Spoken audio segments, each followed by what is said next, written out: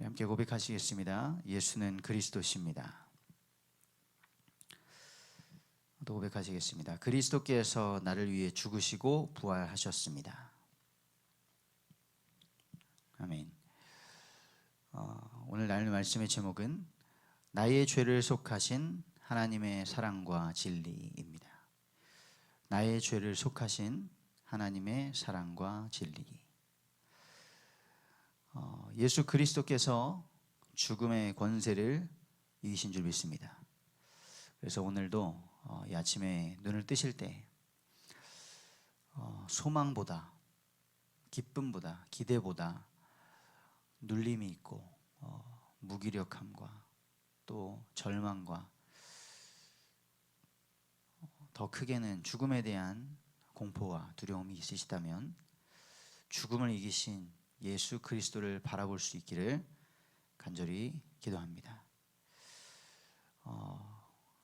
이 아침에 한번 우리가 질문하고 생각해 보기를 원합니다. 만약에 하나님의 사랑이 아니었다면, 하나님의 사랑이 내게 없었다면 지금 우리는 어떻게 살고 있었을까요? 사랑이 없는 인생, 어떤 모습이겠습니까?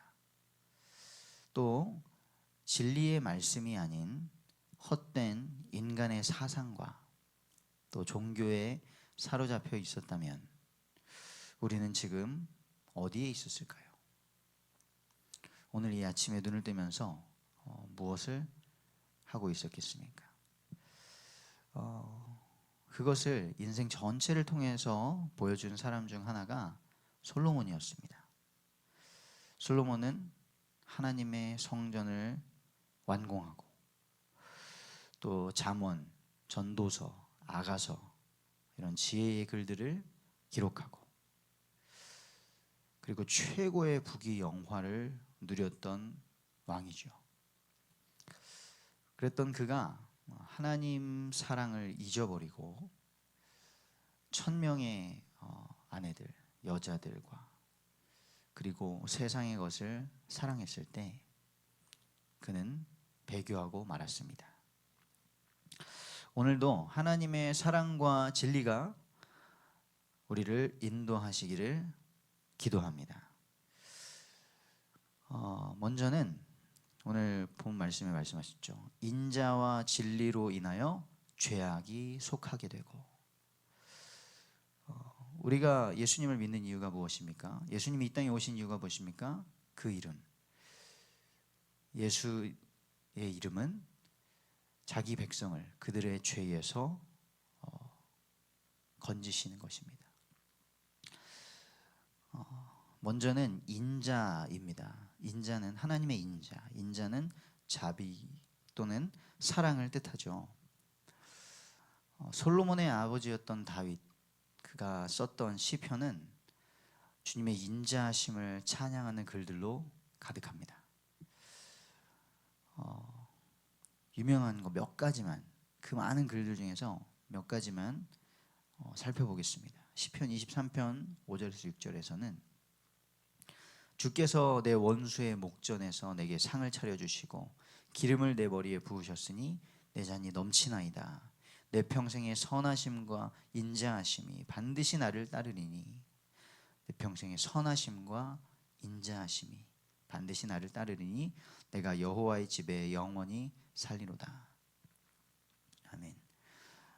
다윗은 왕이었지만 그의 인생의 진짜 왕은 하나님이시라는 것을 알았습니다. 그래서 자기는 왕궁에 살고 있는 것을 볼 때 하나님의 언약궤가 저 천막에 있는 것을 보고 하나님의 집을 짓고 싶다는 소원을 품게 되었던 것이죠. 또 시편 63편 3절에서는 이렇게 고백합니다. 주의 인자하심이 생명보다 나음으로, 주의 인자하심이 생명보다 낫다. 그래서 내 입술이 주를 찬양할 것이라 말씀합니다. 우리가 내 인생을 살아가는 것보다, 내 인생이 잘 되는 것보다, 잘 먹고 잘 사는 것보다, 내 목숨보다 하나님의 인자하심을 더 중요하게, 여기게 되기를 원합니다. 시편 92편 2절 3절에는 이렇게 고백합니다. 주의 이름을 찬양하고 아침마다 주의 인자하심을 알리며. 우리가 아침에 깰 때마다, 우리가 새 하루를 시작할 때마다 이것이 당연한 것이 아니라 하나님의 인자하심으로, 하나님의 자비와 사랑으로 내가 오늘도 새 날을 얻었고 생명을 얻었구나, 주님의 인자하심을 찬양하게 되기를 원합니다. 그래서 오늘 이 아침에 우리가 찬양으로 고백했습니다. 내 구주 예수를 더욱 사랑. 그렇게 아침에 하나님의 인자하심을 찬양함으로 시작하면서요, 하루를 살아가시고 밤에는 밤마다 주의 성실하심을 베품이 좋으니이다. 오늘도 성실하시게, 신실하시게 하나님의 말씀을 따라 우리를 인도하신 주님을 하루를 마칠 때에 감사하게 되기를 원합니다. 이렇게 시편에는 하나님의 인자하심을 찬양하는 글들이 가득합니다. 그 하나님의 인자하심, 하나님의 오래 참으심, 하나님의 사랑, 그 하나님의 사랑의 결정체는 무엇이었습니까? 요한복음 3장 16절에 하나님이 세상을 이처럼 사랑하사 독생자를 주셨으니 이는 그를 믿는 자마다 멸망하지 않고 영생을 얻게 하려 하심이라 하셨습니다. 하나님께서 우리를 사랑하셔서 세상 천지 만물을 만드시고 우리에게 모든 것을 주셨죠. 그리고 우리에게 하나님의 형상을 주셔서 하나님의 형상을 따라 자유의지를 가지고 모든 것을 다스리고 모든 것을 누릴 수 있게 해주셨습니다. 그랬던 사람이 자기의 자유의지를 가지고 선택을 했습니다. 하나님을 거역하는 선택, 죄를 범한 것이죠. 그랬던 우리를 하나님께서는 사랑하셔서 그 죄값을 치르기 위해 자기의 독생자를 보내주셨다 말씀하셨습니다. 그 독생자를 보내주셔서 어떻게 하셨습니까? 이사야 53장 6절에 우리가 아직 로마서 5장 8절에 우리가 아직 죄인 되었을 때, 이사야 53장 6절에 우리가 미련해서 하나님을 거부하고 각기 제 길로 갔을 때 우리의 모든 죄를 독생자 예수 그리스도께 담당시키셨다 말씀하셨습니다. 그 모든 죄의 저주와 수치와 고통을 우리 예수님이 당하시고 십자가에서 죽임 당하셨습니다. 우리가 아직 죄인 되었을 때에, 아무런 자격이 없었을 때에 그리스도께서 우리를 위하여 죽으심으로 하나님께서 우리에 대한 자기의 사랑을 확증하셨느니라 말씀하셨습니다. 오늘 이 아침에 하나님의 인자하심, 그 하나님의 사랑을 느끼고 고백하며 찬양하며 시작하기를 원합니다. 그리고 하나님의 인자하심과 또 하나님의 진리가 죄를 속한다 말씀하셨습니다. 진리는 오직 하나님의 말씀이죠. 하나님의 법입니다. 하나님께서 정하신 것, 그것은 한 번도 변하지 않았고요, 지금도 여전히 유효합니다. 성경은 이렇게 선포하며 시작하죠. 태초에 하나님이 천지를 창조하시니라. 하나님이 창조주십니다. 하나님이 모든 질서를 만드셨습니다. 그 질서가 생명의 원리이죠. 하나님께서는 사람을 하나님의 형상으로 만드시고 사람에게 말씀하셨습니다. 복을 주셨습니다. 그리고 정하셨죠. 내 말을 따라 저 동산 중앙에 있는 선악을 알게 하는 나무의 열매는 먹지 마라. 먹는 날에는 반드시 죽으리라. 우리의 생명과 죽음이 하나님의 법에 있었습니다. 신명기 28장에서는 430년 동안 노예 생활하다가 빠져나온 이스라엘 백성들에게 어떻게 살아가야 복을 누리고 어떻게 살아가야 들어갈 가나안 땅에서 승리하고 하나님이 주시는 복을 계속 누리게 될지 말씀하셨습니다. 그리고 그 반대로 하면, 내 명령을 지키지 않고 내 율례를 따르지 않으면 그 모든 복이 될 수 있는 요소들이 다 저주가 될 것이다 하셨습니다. 너무나 신기합니다. 칼이라는 도구는 그 자체에 선과 악이 없죠. 그런데 선한 사람이 잡으면, 의사가 잡으면 생명을 살리는 도구가 됩니다. 그런데 강도가 잡으면 살인의 도구가 되죠. 우리가 하나님의 명령을 따르고 하나님을 경외하느냐 그렇지 않느냐에 따라서 우리의 삶이 복이 되느냐 저주가 되느냐 결정됩니다. 하나님의 생명의 성령의 법과 그리고 죄와 사망의 법은 항상 있었고 변하지 않고 지금도 유효한 진리인 줄 믿습니다.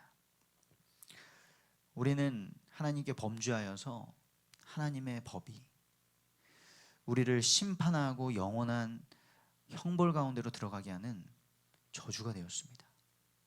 우리는 그 율법을 지켜서 하나님의 의를 이룰 수 없는 존재가 되었습니다.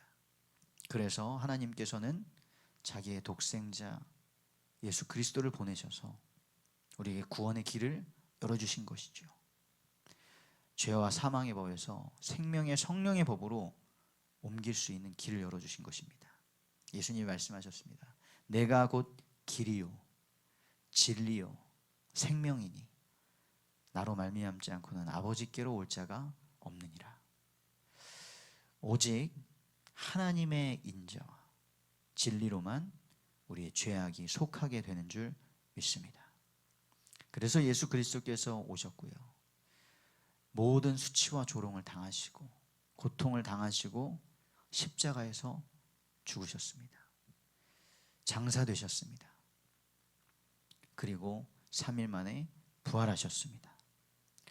그 죄와 저주와 사망의 죽음의 세력을 이기신 예수 그리스도를 오늘도 찬양하게 되기를 원합니다. 결론입니다.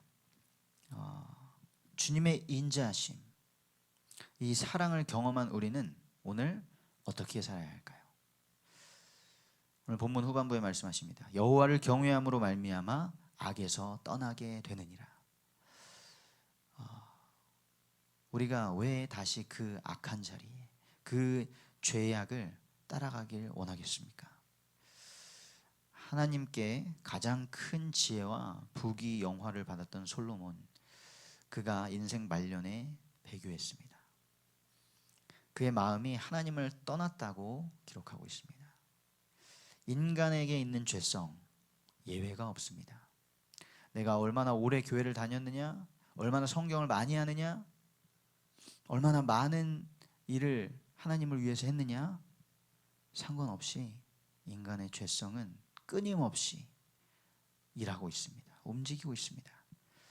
그래서 하나님을 경외함을 잊어버리는 순간 우리는 죄에 빠지게 될 것입니다.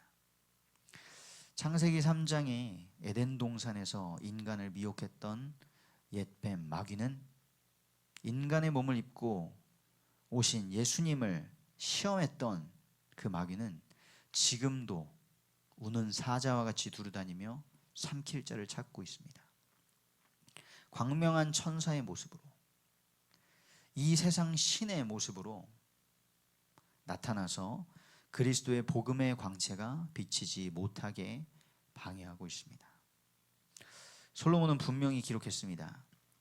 여호와를 경외하는 것이 지식의 근본이다. 지혜의 근본이다.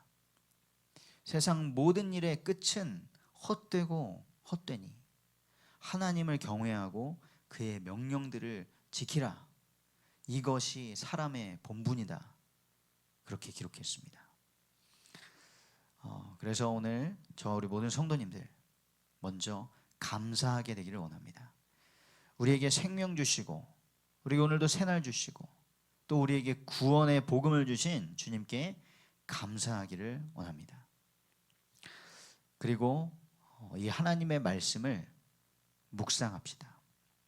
하나님의 말씀이 없으면 내 생각, 감정, 그리고 세상의 온갖 지식과 소리에 휩쓸리게 됩니다. 오늘도 하나님의 말씀, 성경을 읽으시고요, 강단의 말씀을 들으시고 그 말씀을 깊이 생각하시면서 오늘 내가 살아갈 삶, 일상에 적용하시기를 축복드립니다. 그리고 마지막으로 우리의 일상이 시간표가 있죠. 되는 대로 사실 수 없잖아요. 그 시간표를 예배 중심으로 짜게 되시기를 바랍니다. 우리의 생명의 주인, 우리의 시간의 주인은 하나님이십니다. 우리의 남는 시간에 하나님을 생각하지 마시고요. 먼저 하나님을 생각하고 먼저 그의 나라와 그의 의를 구하고 하나님과 동행하는 인생을 만들기를 원합니다. 오늘도 하나님의 사랑과 진리 안에 거하는 저와 우리 모든 성도님들 되시기를, 그런 복된 삶 되시기를 축복합니다.